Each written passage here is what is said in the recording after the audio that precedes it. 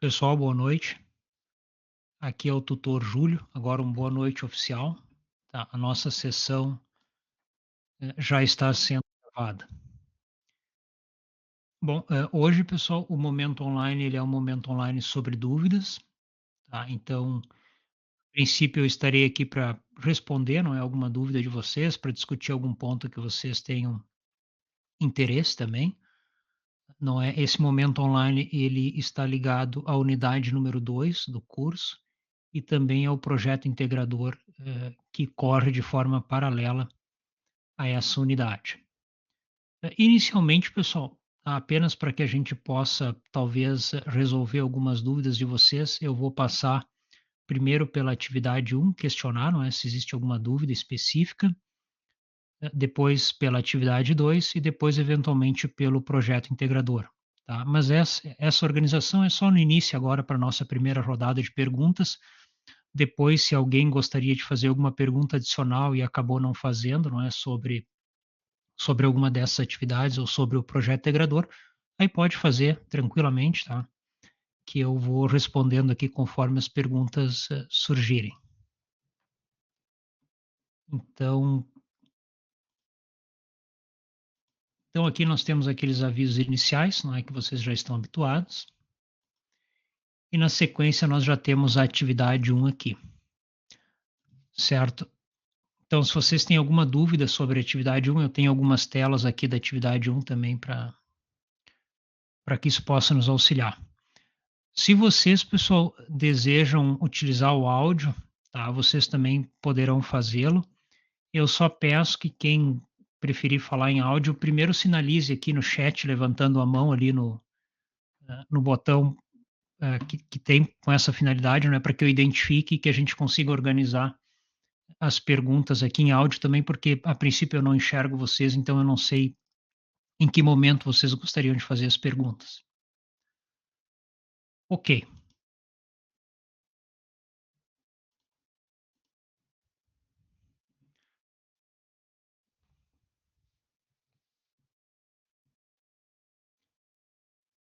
Então, pessoal, vocês têm algum questionamento específico sobre a atividade 1? A atividade 1 ela é dividida em 3 partes. A primeira parte, ó, então a Slane questiona aqui para o limite de tolerância de névoa de cromato de zinco é ND e se é quantitativo mesmo, tá? Então, Slane, o primeiro ponto que a gente deve recordar aqui se é que essa atividade ela indica que os limites exclusivamente para essa atividade eles são oriundos da norma regulamentadora número 15. Tá? Como o cromato de zinco ele é um fator de risco químico, nós deveríamos procurar então cromato de zinco ou no anexo 11 ou no anexo 12 da NR15. Tá? Quando vocês procurarem o cromato de zinco nesses anexos, e se vocês não encontrarem cromato de zinco, então, ao invés de marcar ND, Slane, tu deves marcar NA. Tá? ND é um caso para não, quando não é possível definir o limite, tá? Com base na NR15, eu já explico por quê. Tá? Então, se a princípio ele é um agente químico Na, de não aplicável, porque ele não está lá na NR15, então tu vais marcar de fato com Na e não com ND. Tá? E aí, como ele não pode ser avaliado com base na NR15 de forma que a gente possa avaliar para comparar com o limite, não é? Então, ele é um agente, na verdade, qualitativo, tá? Porque a gente está usando apenas a NR15 como base, tá? Conforme vocês evoluírem os estudos de vocês, eventualmente alguma substância que não tem limite hoje terá no futuro, tá? No futuro que eu digo no futuro dos estudos de vocês. Então, isso é um ponto importante. Ah, sim, eu tinha mais um caso. Eu tenho mais um caso aqui para comentar só e eu já respondo a pergunta, tá, Daniela? O não determinado aqui, pessoal, ele se encaixa e ele está no exemplo para vocês lá para a questão de calor. Tá? Calor, se vocês notarem, calor possui uma série de limites de tolerância que dependem de um parâmetro que é chamado taxa metabólica, que está ligado ao esforço que o trabalhador faz, não é? como vocês não têm dados na atividade para determinar qual é a taxa metabólica do trabalhador e assim determinar o limite, então isso está marcado como ND, tá? Mas calor é o único caso de ND na tabela, de não determinado. Slaine, não sei se isso respondeu ao teu questionamento, tá? Caso tu tenha alguma dúvida nova ou se algo não ficou claro, por favor, aponte aqui no chat. Não, Slaine, tá? Não exatamente, tá? Tu precisas olhar no anexo 11 e no anexo 12 da NR15 se existe o agente químico lá que tu estás procurando. Então, tu precisas pegar o limite de tolerância daquele agente e informar na atividade. Se tu procurar nesses anexos e não encontrar o limite, o agente químico, então aí sim seria NA, porque aí tu não tens um limite de tolerância. Tá? Então é isso. Primeiro procura o cromato de zinco. Se o cromato de zinco não está lá, ele é Na. Se tu encontrares o cromato de zinco, então tu precisas olhar qual é o limite de tolerância do cromato de zinco e aí informar o limite de tolerância na atividade, tá? Daí tu tens um valor. A Daniela questiona aqui que ela precisa indicar qual é o ruído. Isso. O que acontece, Daniela? Nós temos na legislação de segurança dois tipos de ruído: o ruído intermitente e o ruído de impacto.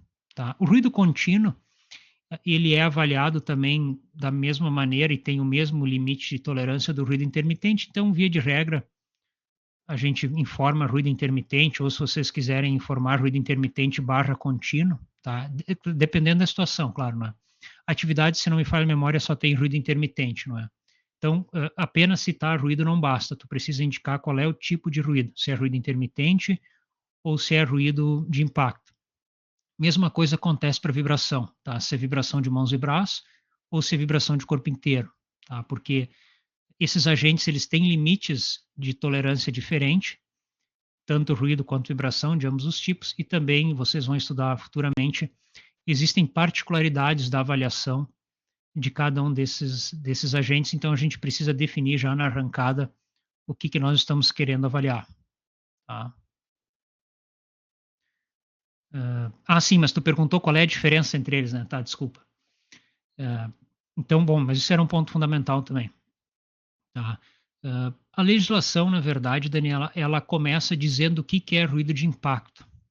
E tudo aquilo que não é ruído de impacto é ruído intermitente. Tá? Então, a legislação fala o seguinte: ruídos de impacto, não é? Eles são oriundos de fato de um impacto. E que características tem esse ruído de impacto, então? O ruído de impacto, Daniela, quando ele acontece, tá? Ele tem um pico de som, né? Um pico sonoro, e esse pico de ruído, ou esse pico de intensidade sonora, ele demora, Daniela, ele precisa demorar menos de 1 segundo.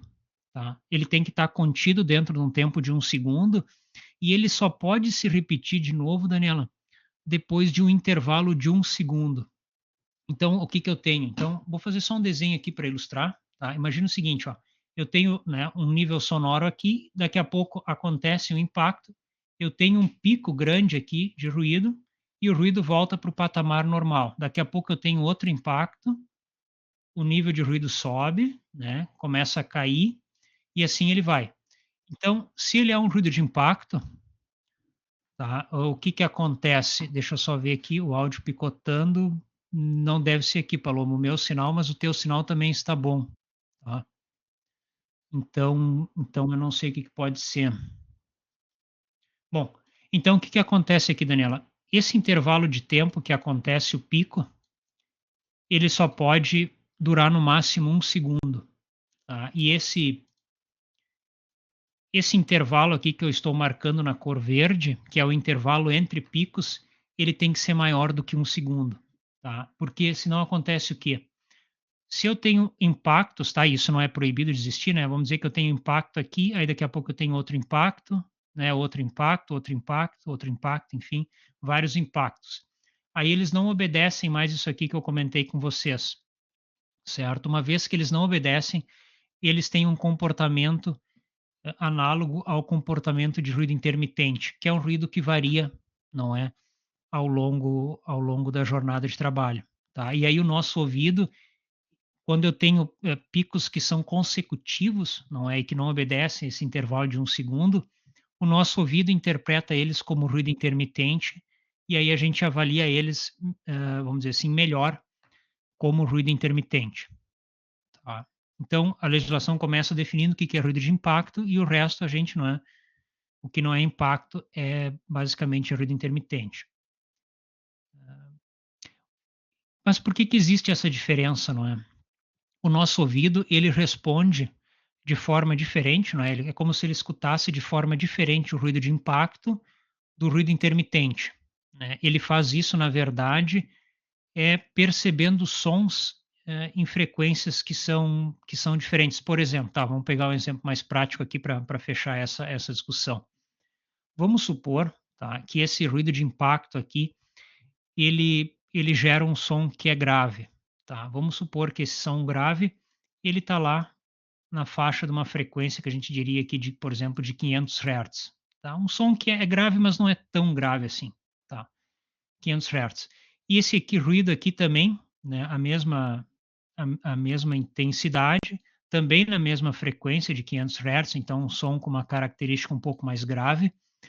O nosso ouvido, se é o mesmo som, a mesma intensidade, mas um é um ruído de impacto e outro é um ruído intermitente, o nosso ouvido ele tende a escutar de uma forma mais clara esse tipo de som do que esse tipo de som aqui, que ele é um som mais com uma característica, entre aspas, um pouco mais constante, não é, quando comparado ao ruído de impacto. Então, existem algumas dessas diferenças e essas diferenças elas precisam ser levadas em conta no momento da avaliação, tá? Por isso que vocês têm o anexo 1 que trata de ruído intermitente e ruído contínuo, vocês têm o anexo 2 que trata de ruído de impacto, e quando vocês vão olhar, os limites de tolerância eles são diferentes para os diferentes tipos de ruído, e eles também são medidos em escalas diferentes. Vocês devem ter notado que ruído intermitente é medido em decibel na escala A, e ruído de impacto é medido em decibel na escala C ou em decibel na escala linear.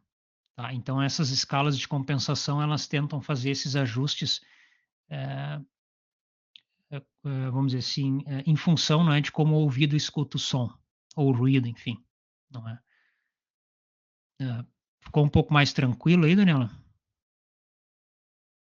Tá, maravilha. Alguém tinha levantado a mão aqui, acho que é a Jaine, né? Tu gostaria de fazer um questionamento, Jaine?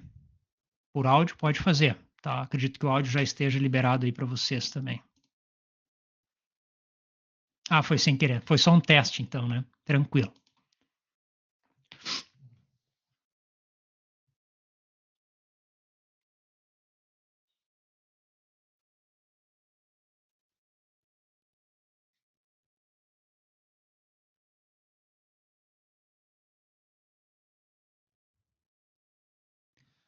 Pessoal, se ninguém tem uma dúvida agora sobre a atividade 1, eu vou avançar aqui um pouco, tá? Vamos ver se alguém tem dúvidas sobre a atividade 2, tá? Depois, eventualmente, vocês podem retornar, né, com as dúvidas da atividade 1 ou da atividade 2 também, não tem problema.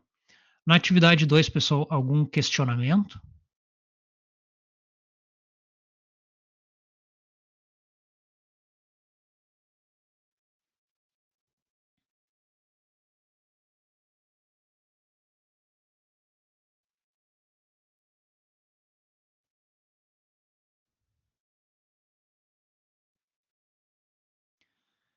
Isso, Daniela, tu menciona como um controle de fonte, como um controle de trajetória ou como um controle de receptor?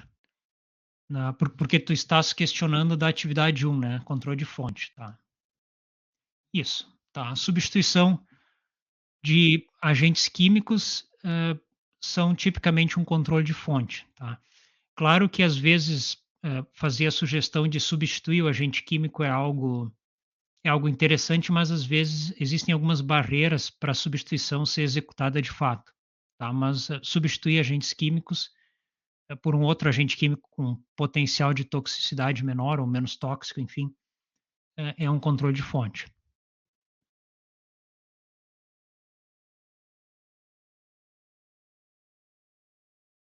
Claro que isso vai depender um pouco também, né, do setor produtivo, se existe um produto químico ou uma substância química que ela, tem a mesma o mesmo rendimento ou que apresente as mesmas características finais, por exemplo, resistência mecânica, aderência, enfim, não é, ou então se ela tiver o mesmo poder solvente, etcétera, então o setor produtivo ele vai auxiliar a gente também, se porventura for necessário essa substituição. Depois tem alguns outros parâmetros que a gente precisa olhar do agente químico para verificar se vale a pena ou não fazer a substituição, tá? Mas isso é uma história que é um pouco mais longa e um pouco mais para frente no curso.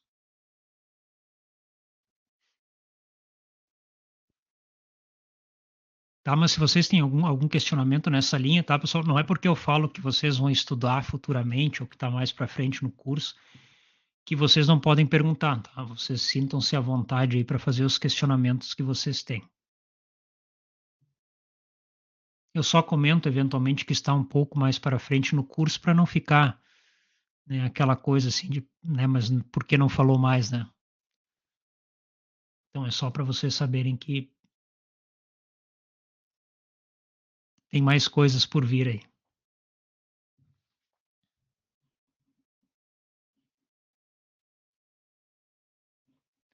Pessoal, como os questionamentos aqui eles estão, a gente tem bastante espaço entre um questionamento e outro, tá? Ao invés de passar aqui pelas atividades, né, na ordem que eu havia imaginado, eu vou deixar livre aí para vocês, tá? Vocês podem fazer os questionamentos sobre atividade um, atividade 2, sobre o PI, enfim. E aí eu vou respondendo na ordem que os questionamentos forem surgindo.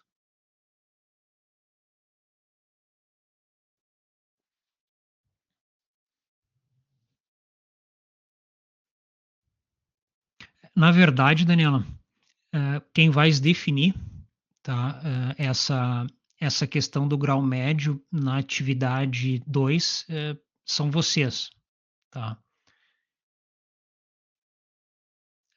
Será que tu não estás confundindo com o grau de insalubridade?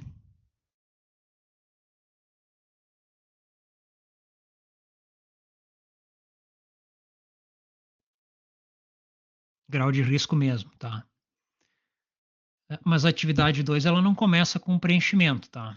A atividade 2 ela deixa que vocês definam qual é o grau de risco que vocês vão determinar para aquele agente, tá? Então, tu terias que preencher aqui, por exemplo, calor, não é? E terias que definir qual é o grau de risco dele aqui. Claro, se algo estiver um pouco fora, vamos dizer assim,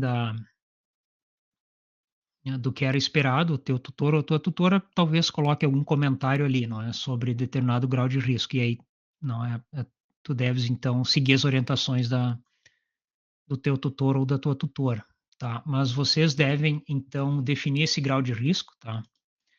A partir dessa avaliação aqui, não é?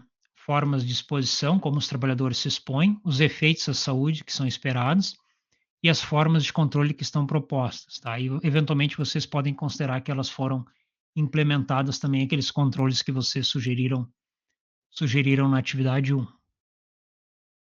tá? Mas a princípio, Daniela, isso é uma determinação de vocês.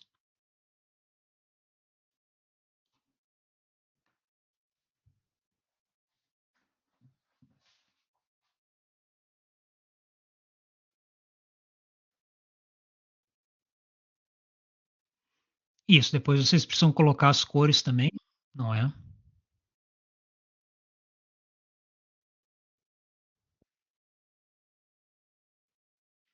Tá.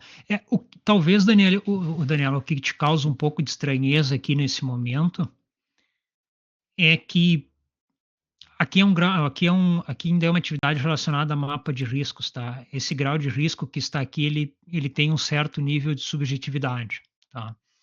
Mas existem ferramentas que elas, ao invés de definir grau de risco exatamente, normalmente elas definem o nível de risco ocupacional. E aí sim, Daniela, por exemplo, uma das situações, ou uma das informações que serão necessárias, por exemplo, para definir o nível de risco ocupacional, aí sim é a exposição do trabalhador. Tá? Aí tu vai comparar, por exemplo, a exposição do trabalhador com o limite de tolerância. Tá? Isso é só uma parte da avaliação de risco propriamente. Mas então, também, não é, futuramente lá no terceiro bloco do curso, tu vais aprender, não é, ferramentas de avaliação de risco que tratam, por exemplo, que vão definir se um risco, por exemplo, ele é substancial, se ele é intolerável, se ele é tolerável, se ele é um risco, mesmo médio, baixo, alto, enfim, com base basicamente em 3 princípios, né. O primeiro princípio é o princípio da severidade associada ao fator de risco, né. A severidade aqui está relacionada, então, à doença ou à lesão que aquele fator de risco pode causar. Então, isso é um dos pilares da avaliação de risco.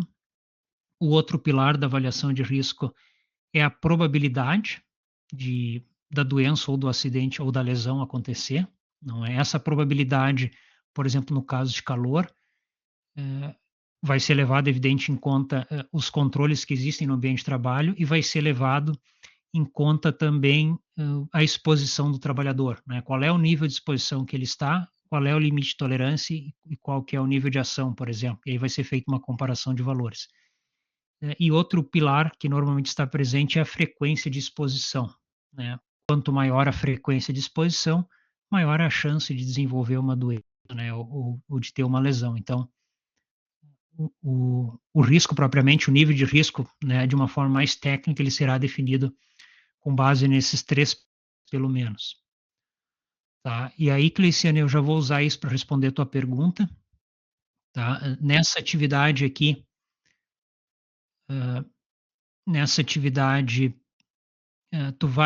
tu não tem o pilar aqui da questão da exposição, mas tu podes te basear, por isso que eu vou marcar na tela aqui, que é o segundo item da atividade, tá. Os efeitos à saúde daquele agente, os controles que tu propôs no início e, basicamente isso, tá. Como vocês não têm, mais informações para conduzir uma grande avaliação de risco aqui, né, uma avaliação mais sólida, então vocês terão que se apoiar aí nos efeitos à saúde e nas formas de controle, tá. Mas de novo, essa avaliação aqui do mapa de riscos, tá, é uma característica da avaliação do mapa de riscos, ela tem um viés subjetivo, tá. Avaliações objetivas são as que vocês vão conduzir de fato depois em campo, e que vocês vão também estudar ao longo do curso e que estão, envolvidas nessa outra discussão que eu fiz agora há pouco. Mas vocês precisam pelo menos conhecer o mapa de riscos e saber como executar esse mapa de riscos, como elaborar ele, porque, muitas vezes a CIPA, não é, ela vai utilizar, do mapa de risco como uma das suas ferramentas. Então vocês vão precisar muitas vezes auxiliar os cipeiros a elaborar o mapa de riscos, né, a talvez dizer: "Olha, isso de fato era algo preocupante, um risco grande, não, isso aqui que parece ser grande na verdade é médio", etc, etc.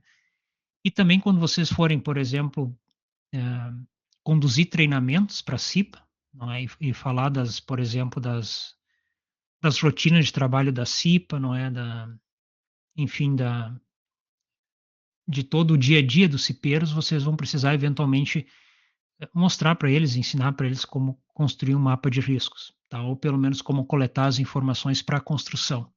Se o mapa de riscos for a estratégia utilizada pela empresa para essa finalidade, não é? Antigamente o mapa de riscos ele era obrigatório, hoje em dia o mapa de riscos pela CIP ele é uma das opções, tá? Ele não é a única opção. A empresa é livre para definir como a CIPA vai fazer essa representação de riscos, mas o mapa de riscos é uma possibilidade ainda.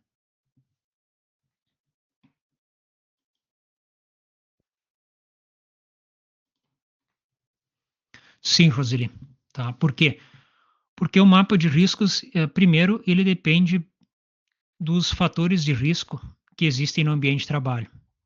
Então, se no ambiente de trabalho tu tem uma atividade X, né, uma linha de produção, por exemplo, lá de um de uma fita isolante líquida, então tu tem, não é, alguns fatores de risco que estão presentes naquele setor, mas que não estão presentes, por exemplo, num setor aonde esse produto já está pronto, ele já está embalado e o pessoal faz apenas movimentação dos pallets, não é, com as empilhadeiras, por exemplo. Então, o os fatores de risco variam, as intensidades vão variar também de setor a setor e, não é, muito provavelmente também o número de funcionários expostos a cada fator de risco também irá variar, então o mapa de risco vai variar entre os setores da empresa.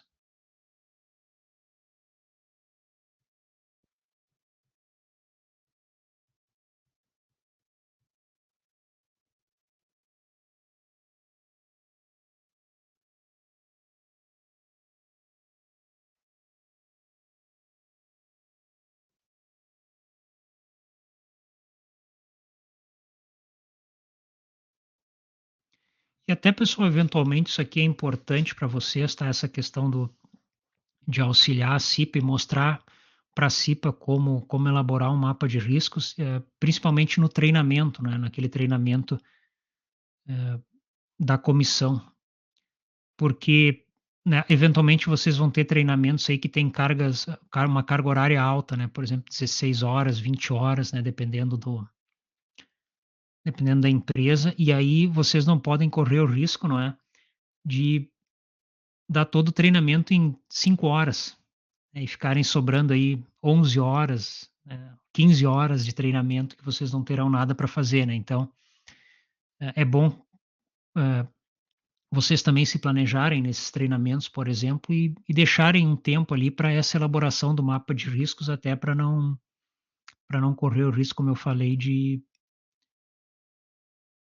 findar todo o assunto, né, em pouco tempo, tá? No começo a gente corre esse risco, né, porque a gente ainda está, vamos dizer assim, se adaptando, né, à questão de treinamentos, por exemplo, e aí a gente, né, se a gente não tem uma carta na manga, então a gente corre o risco, às vezes, de não cumprir toda a carga horária, isso é um problema, né.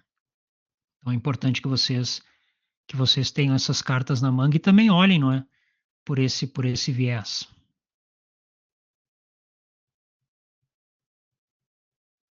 Eventualmente vocês podem escolher um setor, não é, como a Roseli comentou ali, e fazer um levantamento prévio daquele setor durante o treinamento com os cipeiros, para mostrar para eles, se for o momento de revisar, por exemplo, o mapa de riscos. Tá? Então isso aí é bastante interessante.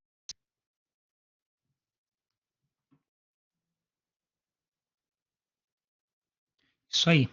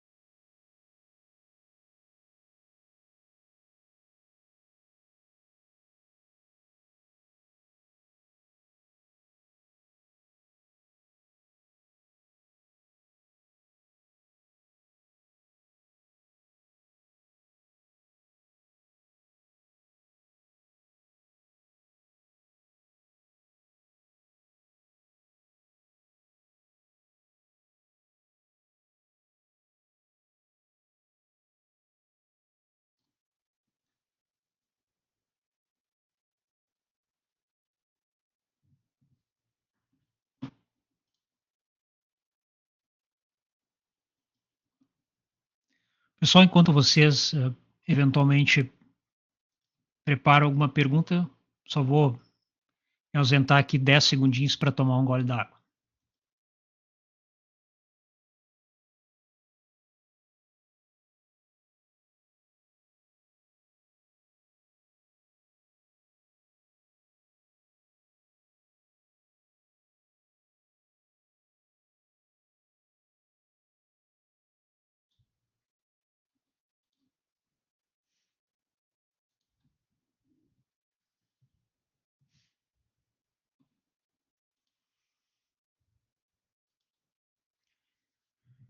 E para manusear a NR15, pessoal, tranquilo para vocês? Estão tendo alguma surpresa aí Não estou encontrando as informações na norma, estão encontrando? Como é que está?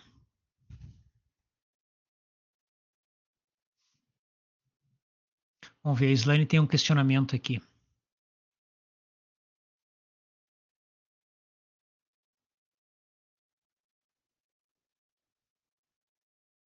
Tá, então, Slane, eu acho que vamos fazer o seguinte, ó, eu vou abrir a NR15 aqui, e aí a gente vai olhar um pouco para ela, tá? Então eu só vou descompartilhar minha tela aqui, compartilhar novamente. Eu só vou abrir NR15 aqui, o anexo 11, tá? Eu não vou abrir o anexo 12 agora, porque o anexo 12 ele é de poeiras minerais e vai tratar apenas de sílica, asbesto e amianto, desculpa, sílica, asbesto e manganês. Tá? Então, por isso que a gente vai olhar direto aqui no anexo 11. Tá? Agora eu vou trocar o meu compartilhamento aqui.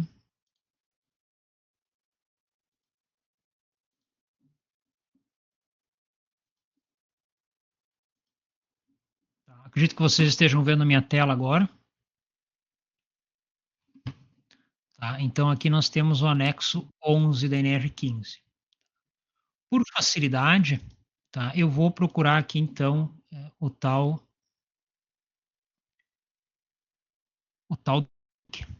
tá? Do link do zinco. Tá? Eu pensei, eu estava lendo aqui a questão do Rian aqui e acabei trocando as palavras. Né?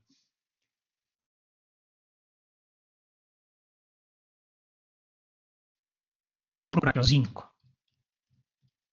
Tá? Então, zinco não tem. Tá? Eu já usei um Ctrl F aqui, não tem zinco aqui na tabela, então, no anexo. Então, provavelmente não tem o tal cromato de zinco. Tá? Agora vamos olhar essa questão do cromato aqui só para a gente ver. Cromato também não tenho nada. E ácido crômico. Aí vem a pergunta: o ácido crômico é o cromato de zinco?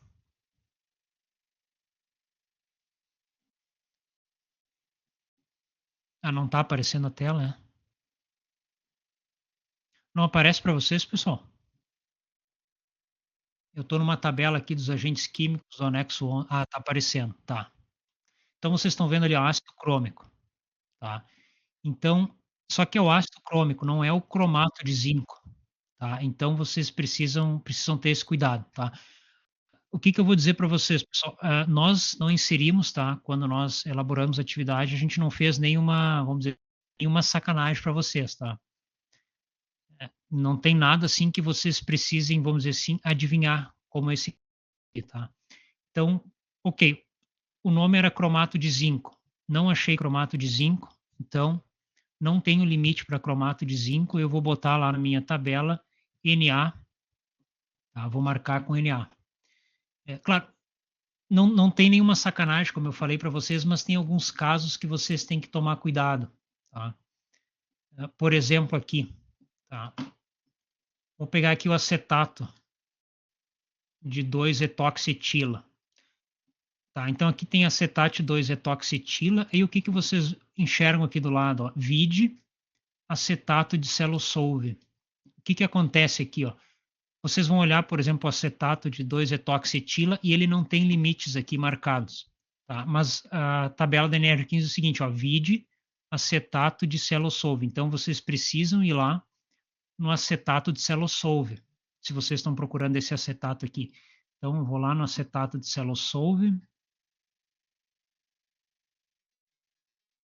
Aqui está aqui em cima. Acetato de celosolve, eu nem tinha visto, né? Então, aqui, ó, 78 ppm. Então, se vocês estão procurando, por exemplo, o limite do acetato de 2-etoxetila, ele está aqui, ó, 78 ppm, porque a tabela diz, olha, vai lá e olha o acetato de celosolve. Tá? Então, esse cuidado, sim, vocês têm que ter. Tá? Mas, para o caso do cromato de zinco, ele não está aqui na tabela. Então, vocês podem marcar Na lá tranquilamente. O que vocês precisam ter cuidado, pessoal, tá? Não é para essa atividade que essa dica que eu vou dar, mas isso futuramente pode ser útil para vocês, tá? Então, vamos supor que agora vocês não estão mais no NR15, estão em outra em outra norma, por exemplo, procurando esse tal de cromato de zinco. Era cromato de zinco? Acho que era, né? Deixa eu ver aqui, só para não trocar o nome. Isso, tá? Eventualmente, pessoal, essa substância ele tem zinco na composição, tá? Eventualmente, algumas substâncias químicas, mas o cromato de zinco ele não é um bom exemplo, mas alguma outra substância química que tenha um metal na composição, por exemplo, pode ser o zinco. Eventualmente, quando vocês procurar limites para o agente, existe limite só para o metal daquele agente, não para o composto inteiro. Mas se tiver um limite para um metal e aquele metal ele for o metal que vocês têm no composto, então é interessante que vocês olhem dessa maneira, tá? Deixa eu ver aqui, a Daniela comentou que os fumos foi um problema no trabalho. Fumos é algo bastante característico de atividades de solda, tá? Essa questão dos fumos metálicos. Muitos fumos metálicos eles têm limite na CGH, e aí quando vocês estiverem trabalhando com prevenção, às vezes talvez vocês precisem buscar limites de tolerância na CGH. Tá? Então isso é um ponto importante. Lá na CGH vocês vão encontrar muitos limites para esses compostos metálicos. Tá? Então, por exemplo, eh, cobre, não é? Eventualmente, dependendo do tipo de solda, podem existir fumos de cobre. Só que esses fumos de cobre, na verdade, eles são um composto. A base de cobre, eles não são cobre puro. Mas quando vocês vão procurar o limite, vocês não vão encontrar o composto, mas vocês vão encontrar alguma coisa dizendo assim, por exemplo, olha, limites para substâncias que têm cobre e, e cobre em compostos inorgânicos. Né? Aí vocês já sabem que aquele é o limite do fumo de cobre, por exemplo. Tá? Então vocês têm fumos de ferro, de cromo, de manganês. Né? Fumos de manganês são os únicos que vocês devem ter encontrado o limite de tolerância, não é? Na NR15. Estou certo ou não, Daniel?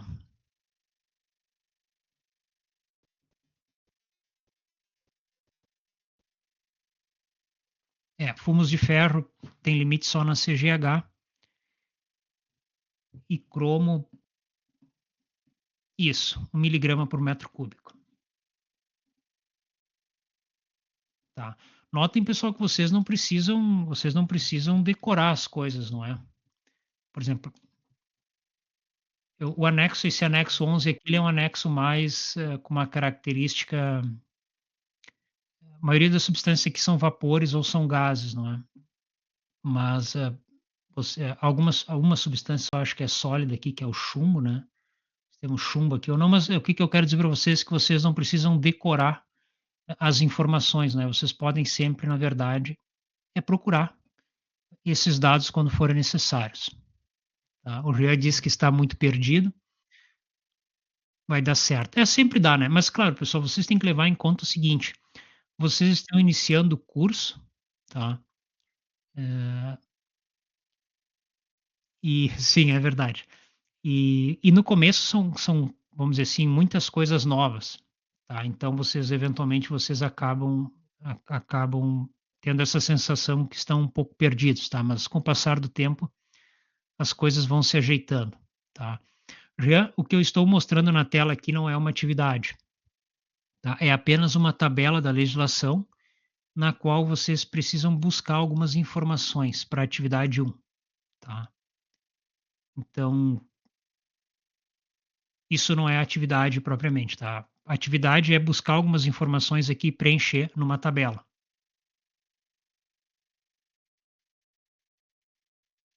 Tá? Então não precisam se assustar também. Tá? Pessoal, alguém gostaria de verificar mais algum ponto aqui relacionado a NR15 ou posso trocar?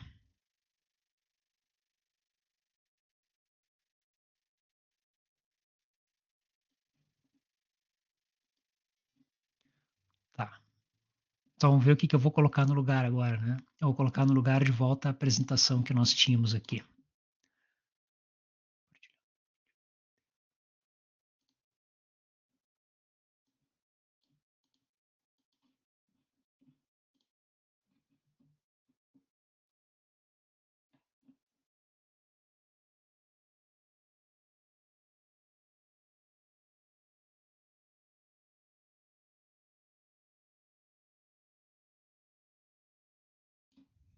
Isso aí, Roseli, tá. Eh, Se não tem um limite de tolerância, tá, o monitoramento ele é qualitativo. Claro que isso vale, Roseli, para essa atividade que vocês estão elaborando com base no NR15, tá. Como eu comentei, depois vocês vão avançar nos estudos e eventualmente algum fator de risco que ele é qualitativo nesse momento da atividade, tá, e ele vai passar a ser talvez quantitativo em algum momento, tá. Mas essa atividade vocês vão fazer baseado apenas nos limites de tolerância que existem na NR15, tá. Então só esse alerta aí para vocês.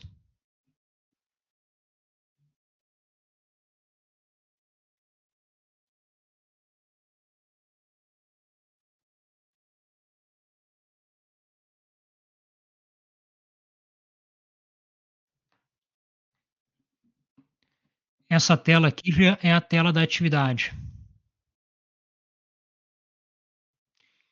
Isso, Daniela. O único fumo que vocês, possuem, dados ali, são os fumos de manganês, tá, que eu me lembro de cabeça que eu vou abrir a deixa eu só abrir aqui para conferir, tá, o que que tem mais aqui no setor de solda. No setor de solda tem os fumos de cromo 6, fumos de ferro, manganês e fumos de cobre. Ah, aqui tem fumos de cobre, tá, então são esses 4 fumos, tá, então vocês encontraram apenas fumos de manganês, não é lá no anexo 12. Isso aí.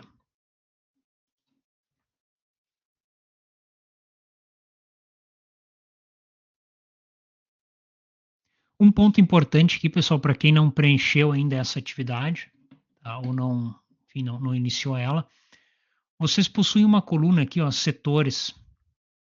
Tá? Aqui, pessoal, vocês não é, por exemplo, se eu tenho algum fator de risco que ele se repete em mais de um setor, então essa informação vocês colocam nessa coluna. Por exemplo, né, vocês vão preencher aqui ruído intermitente, tá? Abreviei aqui, mas, né, preencheu o ruído intermitente, mas o ruído intermitente acontece em mais de um setor ou ocorre em mais de um setor. Então vocês vão colocar essas informações de setores aqui, tá? Vocês não precisam e não devem ficar repetindo o fator de risco aqui na coluna várias vezes, tá? Repitam aqui ou repitam o informe, né, de uma vez só todos os setores nos quais ele acontece, tá? Ah, já foi o teu caso, Daniel? É, mas tudo bem, não tem problema, tá? Se tiver faltando alguma informação aqui depois a tutora ou o teu tutor te retorna com essa observação. Tipicamente vocês têm o número correto de linhas aqui, tá, que são necessárias preencher nessa atividade, tá, na atividade 1, né. Então é importante tomar cuidado com isso aí, tá. Na atividade 2, sim, vocês podem adicionar mais linhas, não é, lá no nas tabelas do mapa de risco se for necessário.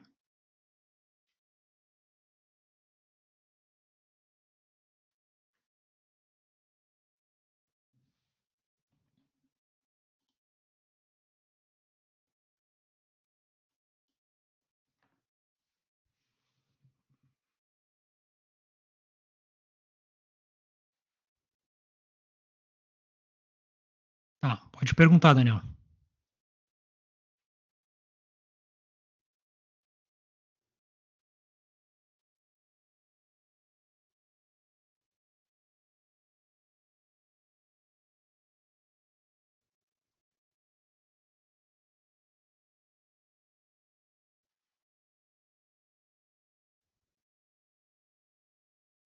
Consultório odontológico, tá.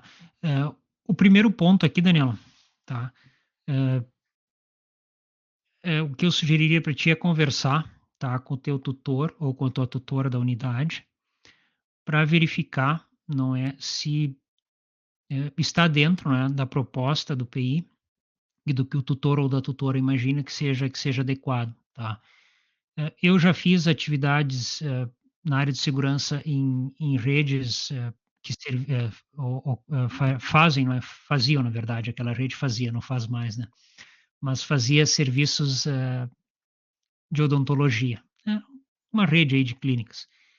E, de fato, não é, existe bastante exposição, principalmente a fatores de risco biológicos, tá. Dependendo dos procedimentos e do porte da clínica, também naquele caso, por exemplo, tinha exposição a raio-x, que é um fator de risco físico, não é.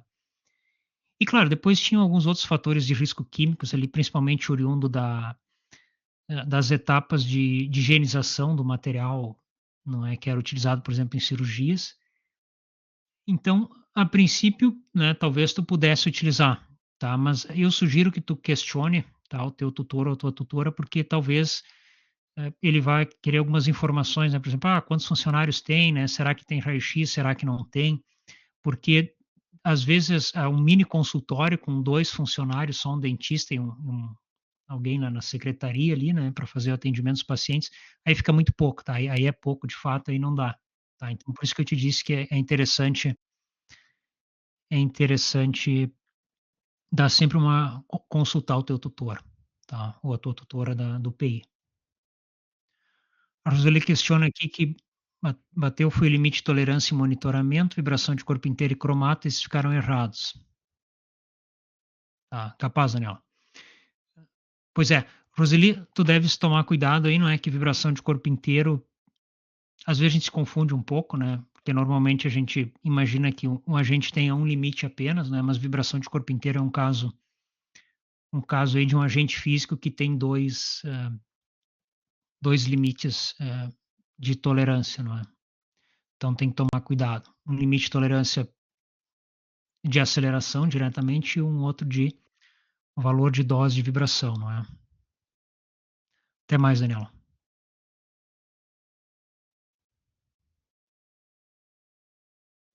Mas depois, Roseli, tu conseguiu encontrar os limites para vibração de corpo inteiro ou não?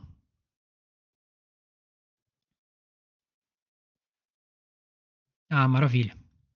Tá, e o cromate zinco a gente viu ali que não tinha um limite no anexo 11, não é. Mas vibração de corpo inteiro tem lá no anexo 8.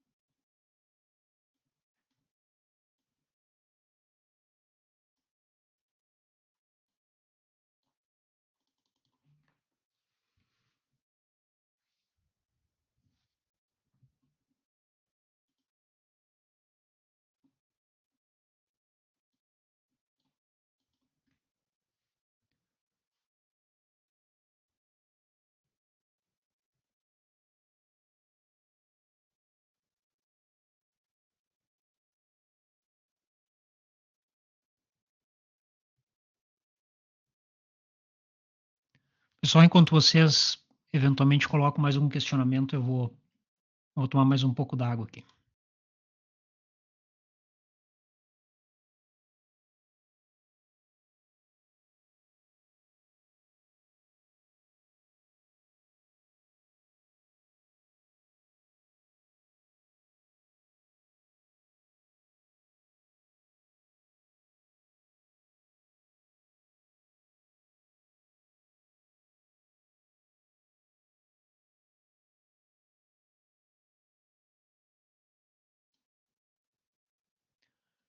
Já começaram a fazer UPI, pessoal? Ou ainda não? Já pensaram a respeito? Já começaram a fazer o preenchimento?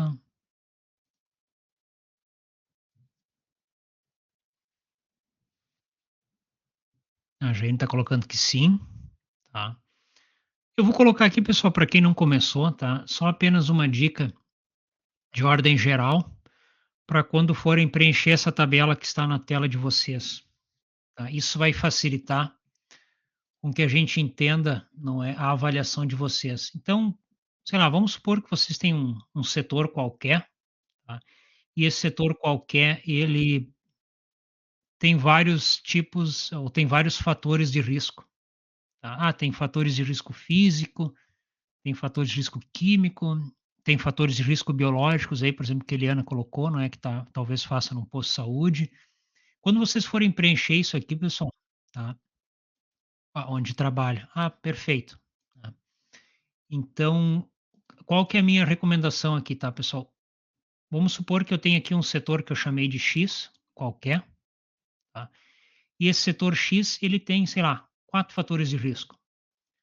Tá? Aí, pessoal, o que que eu recomendo que vocês façam? Ó, coloquem o fator de risco 1 aqui, tá? O primeiro deles, a Valéria comentando um açougue, tá? Fator de risco identificado, então aqui eu boto o segundo, né, o terceiro e o quarto fator de risco, tá? Procurem, pessoal, não agrupar os fatores de risco, porque quando vocês agrupam, eventualmente a gente não consegue exatamente entender se vocês conseguiram fazer a avaliação de forma adequada, tá? E às vezes a análise de vocês ela está certa, mas quando as informações estão agrupadas isso não fica claro, tá? Então, coloquem aqui, né, fator de risco identificado um, aí classifiquem esse fator de risco, depois a fonte que gera o fator de risco e as propostas e medidas de controle de vocês, tá? E preencham, pessoal, por linha dessa forma, tá? Ah, acabei esse setor, aí vou lá, faço o novo setor, coloco lá os fatores de risco do novo setor, o primeiro, o segundo fator de risco, né? E continuo assim a minha tabela, tá? Uma questão de organização aqui que ela é bastante importante. Tá, deixa eu ver aqui então a questão do açougue, a Valéria comentou. O Zé menciona aqui que vai fazer na empresa que trabalha. Ah, já fez, tá. O Daniel comenta que vai fazer na fábrica de confecção do chefe. Devo pedir para pegar as informações, não dá para visitar porque é no interior. Tá. Olha, Daniel, aí tu terias que verificar, por exemplo, tá, que documentos a empresa está disposta a fornecer, tá. Hã, o que que eu diria aqui que claro, né, eu não sei como é que está o andar da carruagem da empresa aí, mas se a empresa já tem algum desses programas de segurança, como o programa de gerenciamento de riscos, tá, isso é uma fonte de informações, tá. O programa de gerenciamento de riscos vai te auxiliar, não é, a preencher tranquilamente essa tabela aqui, nessa parte que eu vou circular, tá, principalmente aqui onde eu estou circulando, tá. Depois, nas medidas de controle propostas, aqui tem um ponto, pessoal, que ele é importante, tá? Nas medidas de controle propostas, vocês não precisam dizer, tá? De modo, eventualmente, vocês podem pensar, mas, né, se eu vou falar aqui, será que eu vou expor a empresa ou não? Né? Porque pode surgir essa dúvida para vocês e esse questionamento ele pode partir da empresa também, tá? As medidas de controle propostas, pessoal, vocês podem citar medidas de controle que são adequadas para aquela realidade de exposição. Mas notem o seguinte, vocês não estão dizendo que a empresa tem ou não tem aquela medida de controle, tá? Então, se vocês precisarem em algum momento argumentar com a empresa, não é, vocês podem ficar bem tranquilos, vocês não vão estar expondo nenhum dado aqui da empresa dizendo: "Ah, né, eu sugeri isso, mas não tinha lá", né? Não tem problema, vocês vão dizer: "Olha, eu tenho essa exposição aqui, né, para esse tipo de operação em máquina, não é, a criação de uma barreira física é suficiente, né?" Vocês colocam lá como controle, por exemplo, para um fator de risco de acidente. Mas vocês não estão dizendo que a empresa tem ou não aquela barreira física, então não tem problema, né? Citem as medidas de controle eh, que são aplicáveis àquele tipo de exposição. Mas então, Daniel, se a empresa tem um programa de gerenciamento de riscos, seria interessante. Tá? O Rian aqui e a Slaine questionam sobre sobre talvez algo relacionado a empresas fictícias, tá? Vocês podem utilizar, não é, se vocês não tiverem no momento acesso a uma empresa para fazer essa elaboração. E o que eu falei aqui basicamente para o preenchimento do PI, eh, ele segue da mesma forma se a empresa for real ou se ela for uma empresa que vocês, criaram com base em pesquisas ou eventualmente, não é, com base em algum conhecimento prévio que vocês tinham, tá? A questão de organização das informações, são todas as mesmas, tá? Então não tem muito mistério, tá? Vocês vão preencher, vocês vão verificar, por exemplo, que atividades são executadas, né, naquele tipo de empresa, não é? Como é que a empresa está organizada, e aí vocês vão, né, vão citando essa estrutura da empresa, tá? Claro, procurem, pessoal, selecionar alguma empresa, se vocês vão fazer uma empresa fictícia, alguma coisa eh, que seja mais tranquilo para vocês, tá? Por exemplo, vou selecionar aqui uma empresa que faz, sei lá, transporte de mercadorias, tá? Então é uma coisa mais tranquila. Não vão selecionar uma mineradora, né? Se vocês não têm experiência com mineração, né? Porque daí aí a avaliação de vocês ela não vai ser tão adequada assim, né? Mas, por exemplo, uma transportadora, uma empresa de transporte público, vocês já conseguem ter uma ideia mais ou menos, né, de como aquela empresa está estruturada, né? Ou de repente uma pequena serralheria, alguma coisa desse tipo, também vocês já conseguem, né, ter uma ideia de como é que é essa estrutura. O Jonathan comentou que elaborou o PI numa empresa industrial. De que ramo, Jonathan? Essa empresa. A Anne menciona aqui que foi um supermercado, tá? Um supermercado de grande porte aí, não é? Então pode ser adequado para o PI, tá? Eventualmente, pessoal, reforço aqui, se vocês têm alguma dúvida, não é? Se a empresa é ou não aplicável ao PI, tá?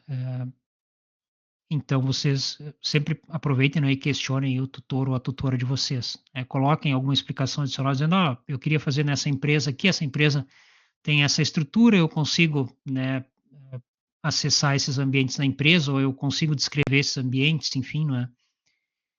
E para verificar se aquilo é suficiente ou não. Mais fácil fazer o PI que atividade 2. É, tá. Eh, Alguns casos, né, dependendo, talvez o PI às vezes fica um pouco mais fácil, um pouco mais difícil. A Roseli menciona aqui que vai fazer da Equatorial Energia, tá? Então uma empresa aí de, pelo menos aqui onde eu estou localizado, de distribuição de energia, né? Na rede de distribuição, não sei se eles têm transmissão de energia também, mas distribuição com certeza, não é? Então, bastante apropriada. Zuleide menciona fazer de uma empresa de sorvete, mas tudo depende, tá, Zuleide?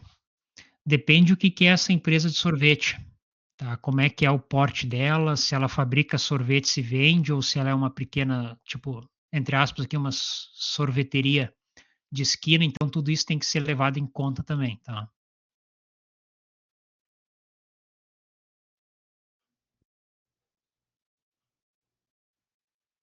A Gisele menciona aqui que está criando uma empresa fictícia de fabricação de fogos de artifício, tá? Então, um PI bastante explosivo aí, não é? Interessante. Eu nunca peguei uma empresa no PI de fabricação de fogos de artifício, tá? Também não conheço, eh, não conheço o processo em linhas gerais, a gente sabe como é que funciona, né? Mas de uma forma muito geral.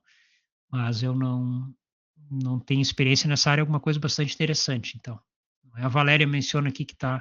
Mas, Valéria, se tu tens alguma dúvida sobre a atividade 1, tu pode questionar, tá? Se tu gostaria que eu passasse uma explicação geral sobre a atividade 1, tu pode mencionar também, tá? Eu tô aqui nesses minutos ainda que restam para esclarecer as dúvidas, né?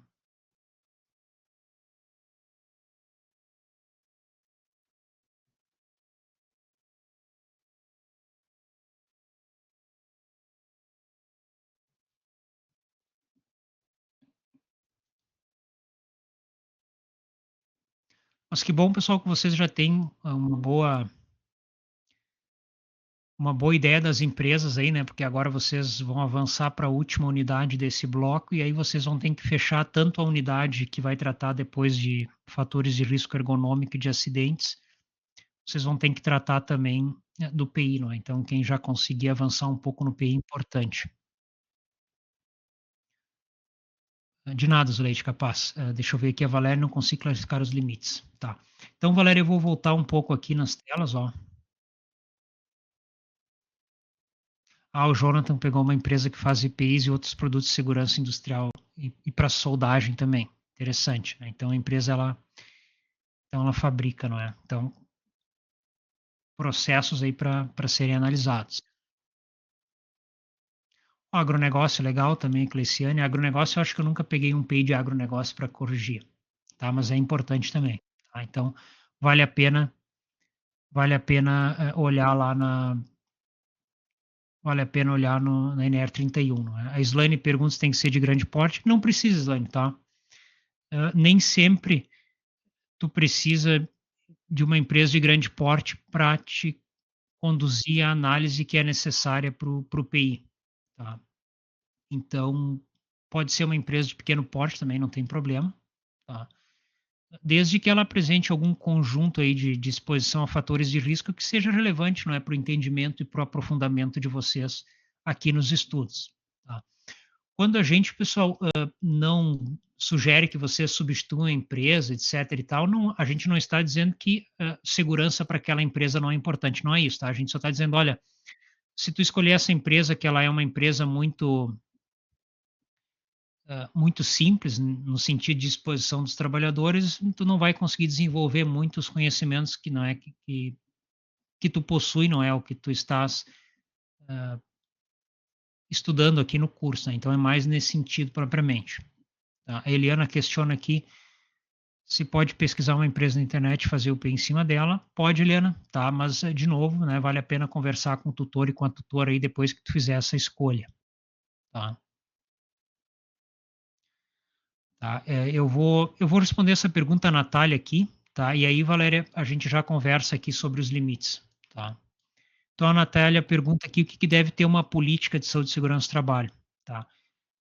Essa política, Natália, que vocês vão construir aqui no PI, tá? Se a empresa não tem uma política, ela é a mesma política, não vou dizer igual, não é? Mas ela é uma política estruturada da mesma forma da política que vocês elaboraram na primeira unidade do curso, tá?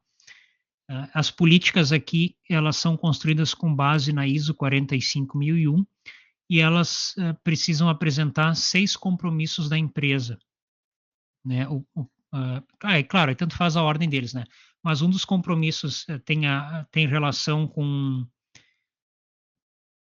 redução ou eliminação de acidentes e doenças ocupacionais. O outro compromisso ele está relacionado a eliminar perigos e reduzir riscos. O terceiro compromisso está relacionado a fornecer estrutura para estabelecimento de objetivos do sistema de gestão. Outro compromisso está relacionado à melhoria contínua. Um quinto compromisso ele está relacionado a, a integrar os trabalhadores no processo de gestão da empresa. Tá? E um sexto compromisso está relacionado ao atendimento legal, tá? Cumprimento de normas, de leis trabalhistas, etc, etc. Tá? Então, a política ela deve apresentar esses compromissos, Natália. Tá? Agora, então, a pergunta da Valéria. Valéria, o que tu tens de dúvida aqui quando tu menciona classificar o limite? Tu diz definir o limite de tolerância, o valor dele propriamente? Ou, ou não é isso exatamente?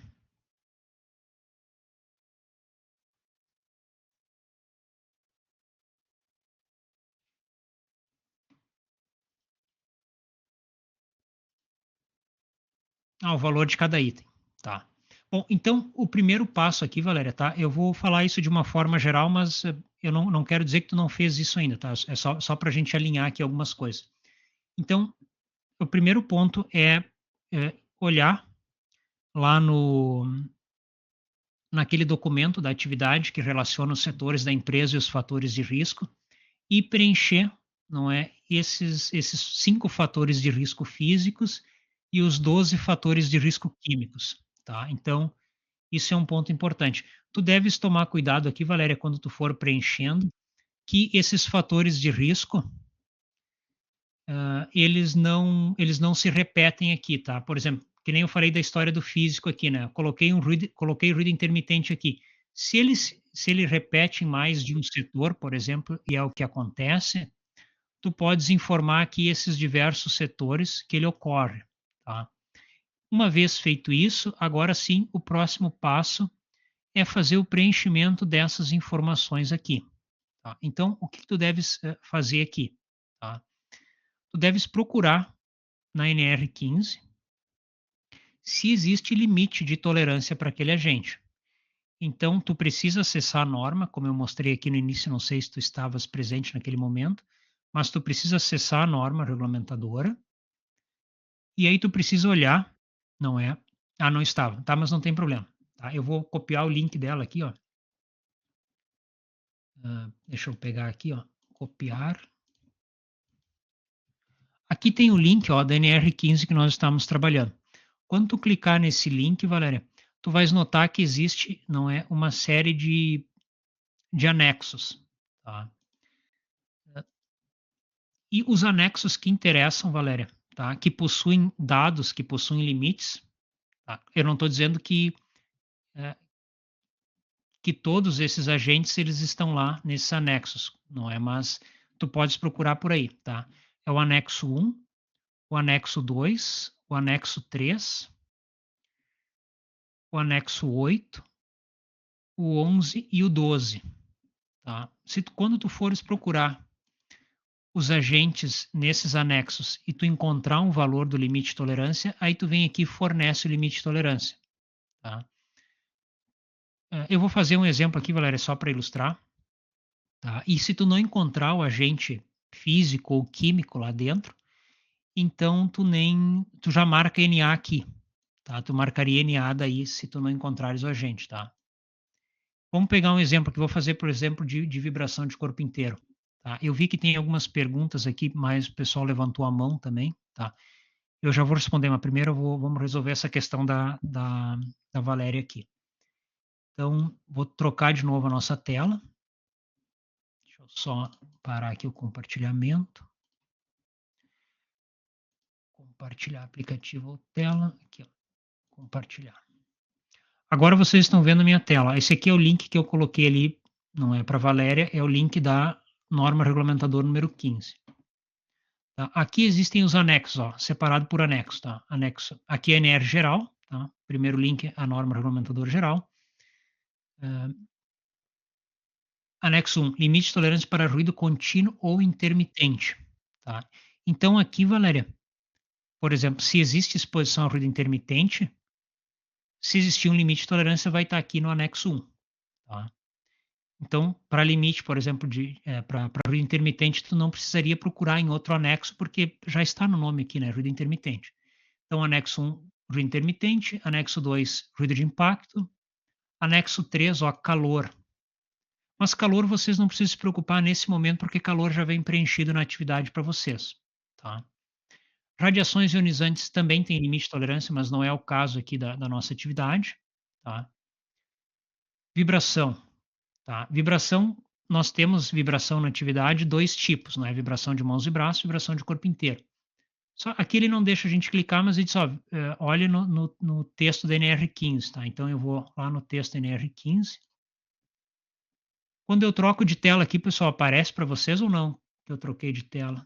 Espera aí, voltou aqui para o anexo 11.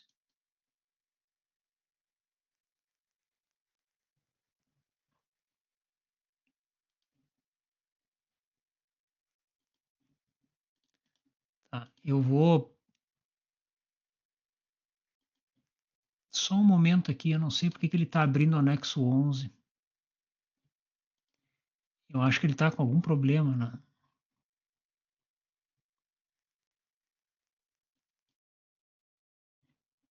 Ah, não, claro. Tá, não troca a tela, né?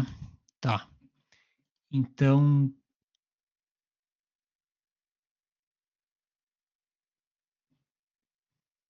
tá, então não deixa eu só trocar minha tela aqui, eu acho que eu vou compartilhar a tela inteira, tá, para não ter esse problema aí. Deixa eu só voltar aqui, eu te mostro daí, Valéria, para não deixar isso em aberto.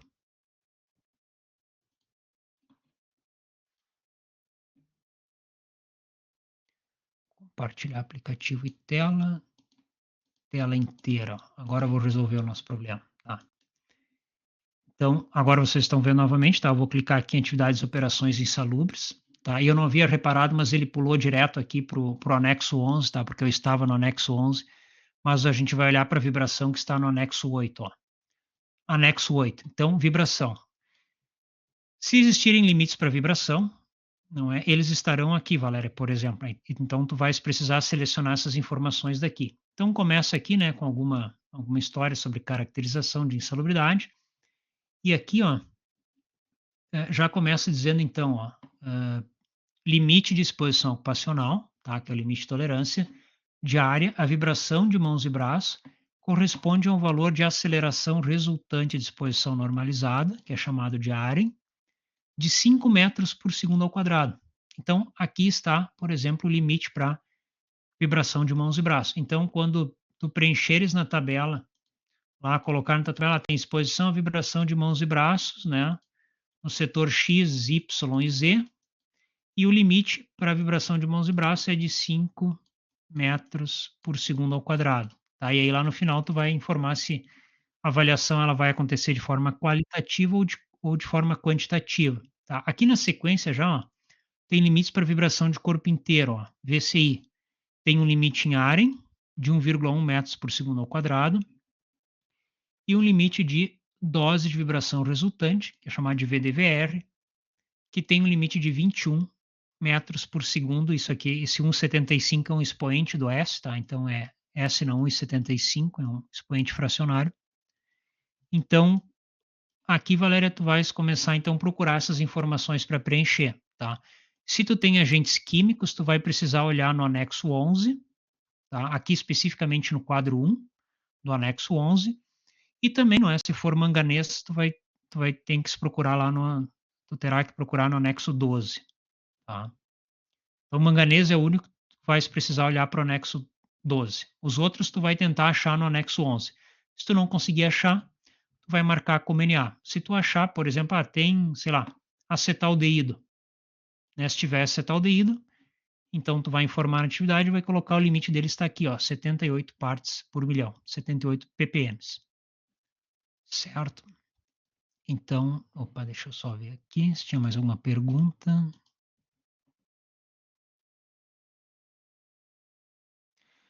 Na verdade, Valéria, tu não estás encontrando, né? Nem a névoa de cromato de zinco, nem os fumos de ferro, nem os fumos de cobre, não é?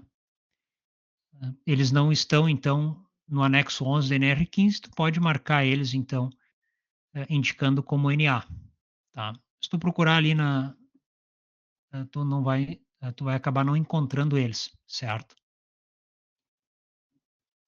Então, tu pode ficar tranquilo. Se eles não estão lá, tu vai marcar como Na na atividade, né? E depois vai preencher a última parte lá dizendo se é qualitativo ou quantitativo. C2.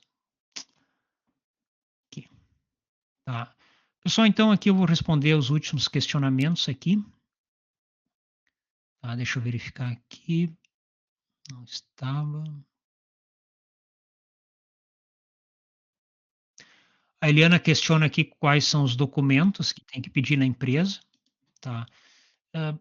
Se tu conseguir, Eliana, fazer uma visita, seria mais interessante, tá? Mas, porque às vezes os documentos a empresa ela não fornece diretamente, tá? Principalmente se a gente não é funcionário da empresa. Mas se a empresa disponibilizar, talvez tu pudesse pedir o programa de gerenciamento de riscos da empresa, tá? Mas eu sugiro que talvez tu tente fazer uma visita na empresa, seria melhor, tá? Pedir o documento assim direto, talvez a empresa não acabe não fornecendo documento e eventualmente até bloqueie, não é? Algum futuro acesso à empresa. Tá?